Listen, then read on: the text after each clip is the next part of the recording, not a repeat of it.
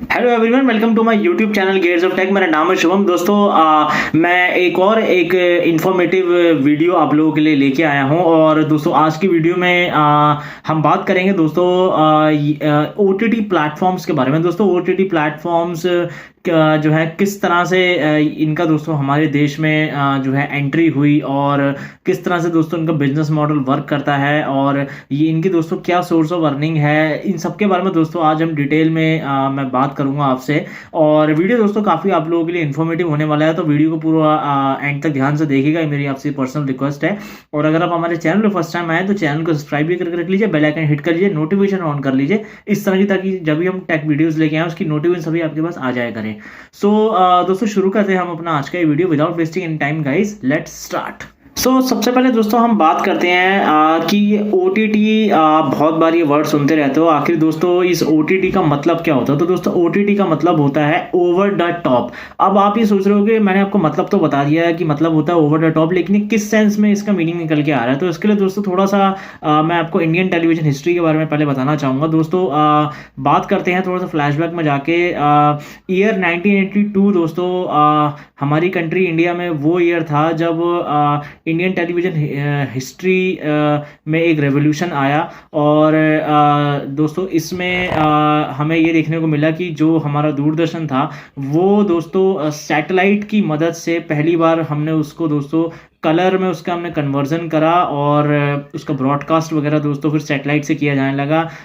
INSAT 1 है दोस्तों, इस सैटेलाइट का यूज़ किया गया था दूरदर्शन को स्पेशली जो है कलर में ब्रॉडकास्ट करने के लिए। और थोड़ा सा मैं आपको अगर और एक डिकेड आगे लेके चलूँ तो दोस्तों साल 2000 में दोस्तों ये वो साल था जब गवर्नमेंट को ये लगने लगा कि फाइनली एक डीटीएच नाम की जो है ये टेक्नोलॉजी हम इसे भी यूज़ करना चाहिए हमें ब्रॉडकास्टिंग वगैरह टेलीकास्ट को करवाने के लिए।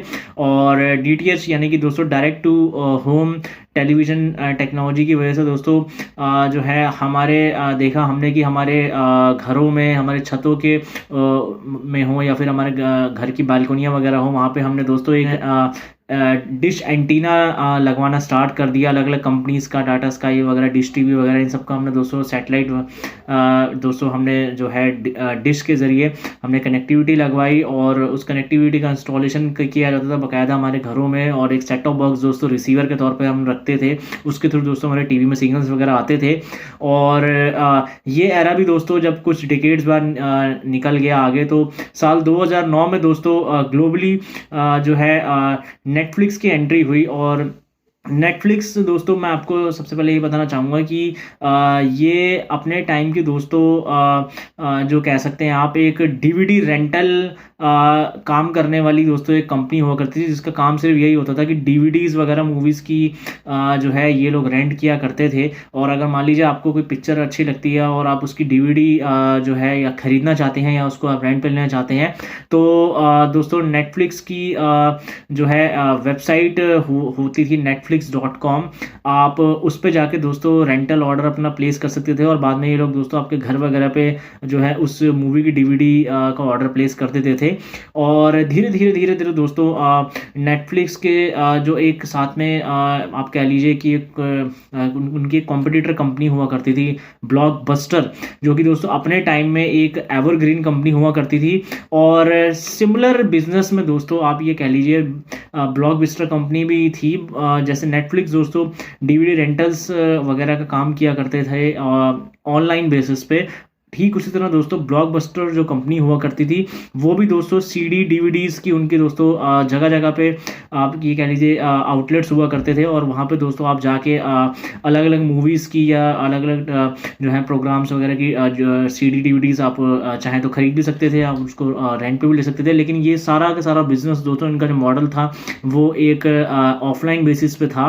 और यही दोस्तों बाद में जाके एक वजह भी बना इस कंपनी के बैंकरप्ट होने का कि दोस्तों ये टाइम के साथ एनालाइज नहीं कर पाए कि बिजनेस को किस तरह ग्रो किया जाए। और वहीं दोस्तों नेटफ्लिक्स ने बाजी मारी। नेटफ्लिक्स दोस्तों हमेशा जो है 2 कदम आप कह लीजिए आगे ही चलता था बिजनेस मॉडल के मामले में। और उसने बहुत पहले ही दोस्तों एनालाइज कर लिया था कि फ्यूचर जो है दोस्तों वो ऑनलाइन बिजनेस मॉडल का ही होगा, और इसलिए दोस्तों वो स्टार्टिंग से ही अपना जो बिजनेस की जो ग्रोथ वगैरह है वो ऑनलाइन बेसिस पे लेके चलते थे। अपने मूवीज़ वगैरह सारे रेंटल्स का बिजनेस जो है ऑनलाइन करते थे, और हमेशा दोस्तों एक स्टेप फॉरवर्ड उनका क्लियर विज़न होता था कि जल्दी जल्दी दोस्तों एक क्लियर विज़न के साथ जो है आगे बढ़ना है। और जब नेटफ्लिक्स ने दोस्तों ये एनालाइज किया कि ये सीडी डीवीडीज़ का बिजनेस जो है उनका ये ज़्यादा टाइम तक टिकने वाला नहीं है, क्योंकि कंप्यूटर की टेक्नोलॉजी में बहुत ज़्यादा इनोवेशंस हो रही थी, तो नेटफ्लिक्स ने फाइनली 2007 में दोस्तों ये डिसाइड किया कि उनको ऐसा बिजनेस मॉडल जो है वो डेवलप करना पड़ेगा जिसमें जितने भी उनके यूज़र्स हैं वो एक ऑनलाइन प्लेटफॉर्म पे आके जो भी उनको मूवीज़ वगैरह या प्रोग्राम्स वगैरह देखने वो उनको ऑनलाइन ही स्ट्रीम कर सकते हैं। और वो लोग दोस्तों इसी बिजनेस मॉडल पे फिर वो फर्दर काम करने लग गए। और 2000 जो है 9 में दोस्तों उन्होंने कुछ गेमिंग कंसोल्स वगैरह के साथ भी टाई अप्स वगैरह करे, और 2010 में दोस्तों फाइनली उन्होंने जो है मूवी प्रोडक्शन हाउसेस के साथ जो है टाई अप्स करे, जिसमें से बड़े बड़े जो प्रोडक्शन हाउसेस जैसे कि सोनी, डिज्नी और दोस्तों पैरामाउंट, इनके पास दोस्तों नेटफ्लिक्स गया और इनको एक उन्होंने जो है इनके साथ एक मिलकर डील करी कि ये लोग नेटफ्लिक्स वाले चाहते थे कि जितने भी ये तीनों जो हैं प्रोडक्शन हाउसेस हैं ये अपनी मूवीज़ के स्ट्रीमिंग राइट्स जो है नेटफ्लिक्स को दें, ताकि नेटफ्लिक्स अपने प्लेटफॉर्म्स पे इनकी मूवीज़ को दिखा सके।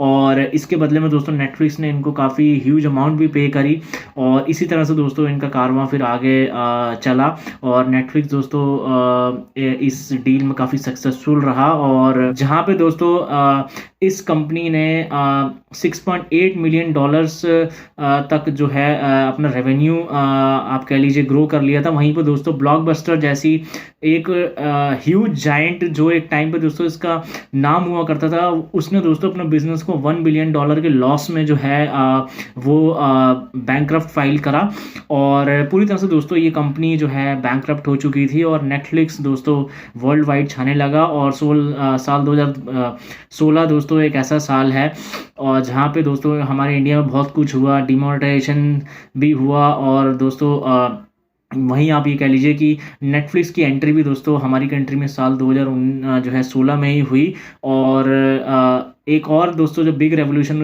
इस 2016 में हुआ वो ये हुआ दोस्तों कि जियो ने भी दोस्तों अपना जो है जो 4G इंटरनेट सर्विसेज हैं उसको ऑल ओवर इंडिया में अच्छे से रोल आउट कर दिया था, और उसकी वजह से दोस्तों ये नेटफ्लिक्स का जो आप ये कह लीजिए OTT प्लेटफॉर्म है, इसके ऊपर एक ह्यूज अमाउंट में ऑडियंस ने बहुत अच्छा दोस्तों रिस्पांस दिया। काफ़ी लोग दोस्तों नेटफ्लिक्स से हमारी कंट्री से भी जुड़ने लगे। दोस्तों नेटफ्लिक्स का बताया जाता है कि जब ब्लॉकबस्टर पूरी तरह से बैंकरप्ट हो चुकी थी तो उस टाइम पे दोस्तों नेटफ्लिक्स की जो वैल्यूएशन थी वो 24 मिलियन हो चुकी थी, और दोस्तों आज के टाइम पे नेटफ्लिक्स की जो वैल्यूएशन है वो 200 बिलियन को भी क्रॉस कर चुकी है। और इससे आप दोस्तों अंदाज़ा लगा सकते हैं कि ट्विटर जैसी कंपनीज को इलॉन मस्क ने अभी रिसेंटली खरीदा, वो भी दोस्तों 44 बिलियन US डॉलर्स में खरीदा है। तो नेटफ्लिक्स की दोस्तों वैल्यूएशन 200 बिलियन डॉलर्स की है, तो ये ट्विटर से भी दोस्तों 5 गुना बड़ी एक कंपनी है। और इसके बाद दोस्तों आगे अगर आपसे बात करूं तो फाइनली जब 2011 में नेटफ्लिक्स ने ब्लॉकबस्टर की डिफीट के बाद अपना जो है एक नेक्स्ट रेवोल्यूशन अचीव किया, तो उन्होंने बाद में फिर ये भी रियलाइज़ किया कि वो लोग कब तक ऐसे प्रोडक्शन हाउसेस के पास जाके स्ट्रीमिंग राइट्स वगैरह खरीदते रहेंगे। तो उन्होंने फाइनली ये एक डिसीजन लिया कि क्यों ना वो दोस्तों खुद के जो है प्रोडक्शन हाउस के अंदर दोस्तों मूवीज़ और वेब सीरीज़ वगैरह और अलग दोस्तों टाइप के कंटेंट्स वगैरह बनाएं और उसको बाद में अपने व्यूअर्स के लिए रिलीज़ करें। तो 2013 में दोस्तों नेटफ्लिक्स ने अपने फर्स्ट 2 पॉपुलर दोस्तों जो हैं शोज़ वो लॉन्च किए हैं, जिनके नाम दोस्तों थे house of card and orange is the new black. और इन दोनों ही दोस्तों नेटफ्लिक्स के प्रोग्राम्स को बहुत ही अच्छा ऑडियंस से रिस्पांस मिला, काफ़ी पॉपुलर दोस्तों ये दोनों ही इनके जो है प्रोडक्शन हाउस में बने हुए जो शोज़ थे ये बहुत ही इनका दोस्तों सक्सेस इनको मिली। और इसके बाद दोस्तों नेटफ्लिक्स ने जो है धीरे धीरे जो है अपनी खुद की प्रोडक्शन हाउस में बनाई हुई मूवीज़ को और वेब सीरीज़ को लाना स्टार्ट किया, और ऑडियंस ने दोस्तों ने खूब पसंद किया। और आज की डेट में भी दोस्तों नेटफ्लिक्स का अगर आप एक चार्ट पार्ट देखेंगे तो 50% दोस्तों नेटफ्लिक्स के पास जो कंटेंट है वो दोस्तों अपना खुद का दोस्तों प्रोडक्शन हाउस में बना हुआ कंटेंट है नेटफ्लिक्स ओरिजिनल सीरीज़ के नाम से, और बाकी के दोस्तों रिमेनिंग 50% उनके पास कंटेंट है वो दोस्तों प्रोडक्शन हाउसेस से जो वो स्ट्रीमिंग राइट्स खरीद के अपने प्लेटफॉर्म पे दिखाते हैं वो उनसे लिया हुआ है। तो नेटफ्लिक्स एज OTT प्लेटफॉर्म की आई होप मैंने आपको एक एंटायर ग्रोथ के बारे में दोस्तों पूरा मैंने एक ओवरव्यू दे दिया होगा, तो I hope it's clear to you now. दोस्तों वैसे अगर मैं आज के इस OTT के ज़माने को कंपेयर करूं थोड़े पुराने वाले ज़माने से, जब हमारे घरों में आपको याद होगी केबल TV हुआ करते थे दोस्तों, लंबी लंबी केबलों की तारें हुआ करती थी, और फिर हमने कुछ टाइम बाद दोस्तों DTH वगैरह भी इंस्टॉल वगैरह कराया हमारे छतों पे, बालकनी वगैरह में। तो दोस्तों उस टाइम पे हम एक तरह से कह लीजिए कि हम एक मिडिल मैन के ऊपर डिपेंडेंट हुआ करते थे, जैसे कि हमारा सेट टॉप बॉक्स की कंपनीज हो गई, या फिर दोस्तों हमारे केबल अगर हमारे घर में होती थी तो हम केबल वाले पे दोस्तों डिपेंडेंट हुआ करते, तो एक बीच में कोई ना कोई मिडिल मैन हुआ करता था दोस्तों। लेकिन आज OTT के ज़माने आने से दोस्तों क्या हमें एक एडवांटेज मिल गई है कि दोस्तों अब बीच में कोई मिडिल मैन नहीं रहा। अगर हमें कोई भी दोस्तों कंटेंट अच्छा लगता है तो हम सीधा उसको जाके इंटरनेट पे देख सकते हैं OTT प्लेटफॉर्म्स की मदद से। तो आप ये कह सकते हैं कि OTT के आने से क्या हो गया कि मिडिल मैन तो बिल्कुल ही ख़त्म हो गया, और मिडिल मैन के ऊपर से दोस्तों OTT हम व्यूअर्स तक पहुंच जाता है, इसलिए दोस्तों उसका नाम जो है ओवर द टॉप पड़ा है। और वैसे अगर दोस्तों आपको बताना चाहूँ फर्दर कि देश में जो सबसे पहला हमारे कंट्री में OTT प्लेटफॉर्म शुरू हुआ था वो दोस्तों रिलायंस ने उसे शुरू किया था, बिग फ्लिक्स के नाम से दोस्तों इन्होंने ये अपनी सर्विस शुरू करी थी। और ये दोस्तों एक वीडियो ऑन डिमांड सर्विस हुआ करती है, जिसमें दोस्तों मान लीजिए अगर आपको कोई भी इस प्लेटफॉर्म पर जाके अगर मूवी अच्छी लग रही है और आपको देखने का मन है तो आपको उस मूवी के लिए जो है पे पहले करना पड़ेगा, और उसके बाद दोस्तों बाद में आप उसको जो है वॉच कर सकते हैं। ठीक इसी तरह की दोस्तों टेक्नोलॉजी का इस्तेमाल जो है सलमान खान की जो है 1-2 साल पहले जो मूवी आई थी राधे, उसमें भी दोस्तों किया था सलमान खान ने दोस्तों उस मूवी का जो है जो टेलीकास्ट रखा था वो ZEE5 पे रखा था, और ZEE5 पे दोस्तों उन्होंने बाकायदा ये बोला था कि अगर आप इस मूवी को जो है देखना चाहते हैं तो आपको फर्स्ट इसके लिए पे करना पड़ेगा, देन आप उसको दोस्तों बाद में जाके वॉच कर सकते हैं। और इसके बाद दोस्तों धीरे धीरे फिर हमारे देश में जो है डिट्टो आया, डिट्टो और सोनी लिव की दोस्तों एंट्री 2013 में हुई, और उसके बाद दोस्तों साल 2015 में जो है हॉटस्टार आया, और हॉटस्टार आज जो डिज्नी हॉटस्टार के नाम से उसे हम जानते हैं, काफ़ी दोस्तों वर्ल्ड वाइड वो फेमस OTT प्लेटफॉर्म है। और नेटफ्लिक्स का तो मैंने आपको दोस्तों ऑलरेडी क्लियर कर ही दिया कि 2016 में नेटफ्लिक्स आ चुका था हमारी कंट्री में।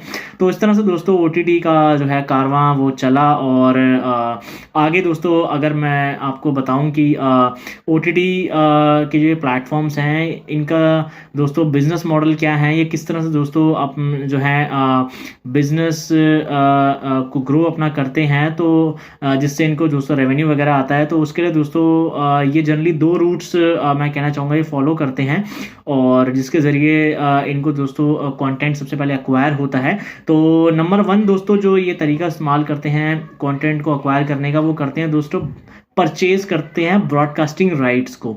यानी कि दोस्तों ब्रॉडकास्टिंग राइट यानी कि ये बड़े बड़े प्रोडक्शन हाउसेस के पास जाते हैं, जैसे मैंने आपको नेटफ्लिक्स केस में बताया था, सोनी के पास वो लोग जाते हैं, पैरामाउंट या फिर डिज्नी वगैरह के पास जाते हैं, और उनकी बनाई हुई दोस्तों मूवीज़ वगैरह को दोस्तों ये क्या करते हैं, उनकी स्ट्रीमिंग राइट्स को दोस्तों ये खरीद लेते हैं, और बाद में फिर उनको पैसे वगैरह दे के ये अपने OTT प्लेटफॉर्म्स पे उनको ये जो है चलाते हैं। और इस तरह से दोस्तों ये एक इनका कंटेंट एक्वायर करने का पहला तरीका है। और इसके बाद दोस्तों दूसरा तरीका जो है वो है दोस्तों ये अपना खुद का ही जो है कंटेंट वगैरह अपने ही प्रोडक्शन हाउस में बनाते हैं, और चाहे वो मूवीज़ के फॉर्म में हो या वेब सीरीज़ के फॉर्म में हो या किसी और टाइप ऑफ जॉनरा के कैटेगरी में कुछ बनाएं, तो उसके थ्रू दोस्तों ये अपने ही प्रोडक्शन हाउसेस में बनाए हुए प्रोग्राम्स या वेब सीरीज़ को अपने प्लेटफॉर्म से बाद में स्ट्रीम करते हैं, और उससे दोस्तों ये लोग जो है ऑडियंस मिलती है। और आगे अगर बात करें दोस्तों कि ये किस तरह से, जैसे मैंने आपको पहले तो ये बता दिया कि कंटेंट को एक्वायर करने के लिए कौन से 2 मेथड्स का यूज़ करते हैं। आगे मैं आपको ये बताना चाहूँगा कि ये किस तरह के दोस्तों मॉडल्स का यूज़ करके रेवेन्यू जो है अर्न करते हैं। और तो दोस्तों टोटल ऐसे 4 तरीके होते हैं सभी OTT प्लेटफॉर्म्स के पास अपने जो है कंटेंट को मोनेटाइज करने के। तो मैं एक एक करके आपको चारों ही दोस्तों तरीकों के बारे में एक्सप्लेन करूंगा। तो सबसे पहला जो दोस्तों तरीका है OTT प्लेटफॉर्म के पास अपने कंटेंट को मोनेटाइज करने का, वो होता है दोस्तों on the basis of AVOD model. AVOD से दोस्तों मेरे यहाँ पे कहने का मतलब है advertising based video on demand model होता है दोस्तों ये। और इसके अंदर दोस्तों जनरली क्या होता है कि आपको अगर कोई भी कंटेंट अगर यहाँ पे वॉच करना है इस मॉडल में, तो वो बिल्कुल आपको फ्री ऑफ कॉस्ट प्रोवाइड किया जाएगा। चाहे आप इस कंटेंट पे कुछ भी देखिए, कोई भी मूवी देखिए या सॉन्ग देखिए, या फिर आप इसमें कोई भी कोई अगर अदर प्रोग्राम वगैरह वॉच कीजिए, बिल्कुल फ्री ऑफ कॉस्ट आपको मिलेगा। लेकिन आपके कंटेंट के बीच में या आपके कंटेंट के दोस्तों एंड में आपको एड्स देखने को ज़रूर मिलेंगे। तो उस एड से आप ये कह सकते हैं दोस्तों इन सभी OTT प्लेटफॉर्म्स की होती है कमाई। इसका अगर बेस्ट एग्जांपल मैं आपको दूं तो YouTube है दोस्तों। तो YouTube एकदम से एक तरह से आप कह लीजिए फ्री ऑफ कॉस्ट दोस्तों एक प्लेटफॉर्म है। और यहाँ पे आप जाके कुछ भी वॉच करें तो आपको कोई भी पैसा नहीं देना पड़ता, लेकिन आपके वीडियोस के बीच बीच में आपको दोस्तों एड्स वगैरह देखने को मिलते हैं। तो ये दोस्तों YouTube जो काम करता है आप कह सकते हैं कि AVOD मॉडल पे काम करता है। तो ये दोस्तों एक बेस्ट एग्जाम्पल हो गया इस मॉडल का। और सेकेंड अगर दोस्तों हम बात करें तरीके की, तो वो OTT प्लेटफॉर्म्स यूज़ करते हैं on the basis of SVOD model. SVOD से यहाँ पे दोस्तों मेरा कहने का मतलब है subscription based video on demand model होता है दोस्तों ये। इसमें दोस्तों OTT प्लेटफॉर्म्स क्या करते हैं कि आपको कोई भी कंटेंट अगर इनके प्लेटफॉर्म पे वॉच करना है, तो वो आपसे वॉच करने के बदले में एक मंथली सब्सक्रिप्शन चार्ज करेंगे। तब आप अपने जो कंटेंट को है इनके प्लेटफॉर्म पे इंजॉय कर सकते हैं। लेकिन पहले आपसे वो सब्सक्रिप्शन लेंगे, फिर ही आपको दोस्तों कंटेंट इंजॉय करने का जो है ऑथराइजेशन देंगे। इसका बेस्ट एग्जाम्पल तो दोस्तों बहुत ही ईजी है समझना। जितने भी OTT प्लेटफॉर्म है, Amazon, नेटफ्लिक्स और आपका डिज्नी प्लस हॉटस्टार, ये सभी दोस्तों इसी प्लेटफॉर्म पे ही काम कर रहे हैं। आपको इन तीनों ही प्लेटफॉर्म्स पे अगर कुछ भी कंटेंट वॉच करना है तो आपसे पहले सब्सक्रिप्शन लिया जाता है, फिर आपको बाद में जो है अपने कंटेंट को एंजॉय करना का ये आपको राइट देते हैं। और इसके बाद दोस्तों थर्ड जो मॉडल है वो है दोस्तों TVOD मॉडल। और TVOD का दोस्तों मतलब होता है यहाँ पे transaction based video on demand model. इसमें दोस्तों जैसा मैंने आपको ऑलरेडी थोड़ी देर पहले बताया कि जो सलमान खान की जो मूवी आई थी, इसमें उन्होंने जो है इसको देखने के लिए व्यूअर्स से जो है चार्जेस वगैरह लिए थे। तो अगर आपको इस मूवी को देखना है तो उन्होंने कहा था ZEE5 पर जाके आपको सबसे पहले पे करना पड़ेगा, फिर बाद में जाके आप इस मूवी को जो है देख पाएंगे। तो ये दोस्तों पे पर व्यू मॉडल पे काम करता है कि मान लीजिए आपको कोई भी कंटेंट देखना है तो सबसे पहले आप उसके लिए पे कीजिए, देन तभी आप उसको जो है व्यू एंड वॉच कर पाएंगे। इसका एक और अगर आपको बेस्ट एग्जांपल हो तो जो भी हम दोस्तों सिनेमा हॉल्स वगैरह में थिएटर में जाते हैं टिकट लेके मूवी देखने के लिए, तो पहले हम टिकट लेते हैं तभी हमें मूवी देखने को मिलती है। तो ये भी दोस्तों आप कह सकते हैं कि TVOD मॉडल का ही एक जो है एग्जाम्पल है। और जो लास्ट हमारा फोर्थ मॉडल है दोस्तों वो है हाइब्रिड मॉडल। हाइब्रिड मॉडल दोस्तों इन सभी ऊपर के पहले के 3 मॉडल्स का जो है कॉम्बिनेशन ही होता है। तो कुछ कुछ दोस्तों कंपनीज होती हैं जो आप ये कह सकते हैं कि both AVOD and SVOD hybrid model पे काम कर रही होती हैं। जैसे YouTube अगेन यहाँ पे मैं कहना चाहूँगा एक ऐसे ही हाइब्रिड मॉडल पे काम करता है कि YouTube में आप वैसे तो कह सकते हैं कि ये फ्री है, लेकिन दोस्तों अगर आपको YouTube के एड्स वगैरह से छुटकारा पाना है तो YouTube ने अपनी मंथली सब्सक्रिप्शन भी एक जो है आपको उसमें भी एक प्लान मिल जाएगा कि अगर YouTube का मंथली सब्सक्रिप्शन लेते हैं तो आप YouTube के एड्स वगैरह को स्किप कर सकते हैं। तो ये दोस्तों एक बेस्ट एग्जाम्पल है यहाँ पे YouTube का अगेन जो कि वर्क कर रहा है एक बहुत AVOD एंड SVOD मॉडल पे। तो I hope it's clear to you now. और दोस्तों ये था मेरा आज एक एंटायर अपनी तरफ से पूरा एक डिटेल एनालिसिस कि OTT प्लेटफॉर्म्स किस तरह से अपना जो है बिजनेस मॉडल जो है वो रन करते हैं और किस तरह से दोस्तों इनका रेवेन्यू वगैरह जनरेट होता है। तो आई होप दोस्तों ये वीडियो आपको काफ़ी इन्फॉर्मेटिव लगा होगा। और अगर आप इस वीडियो से कुछ नया जान पाए हैं तो प्लीज़ एक थैंक यू के फॉर्म में वीडियो को लाइक करके आप मुझे अप्रिशिएट कर सकते हैं।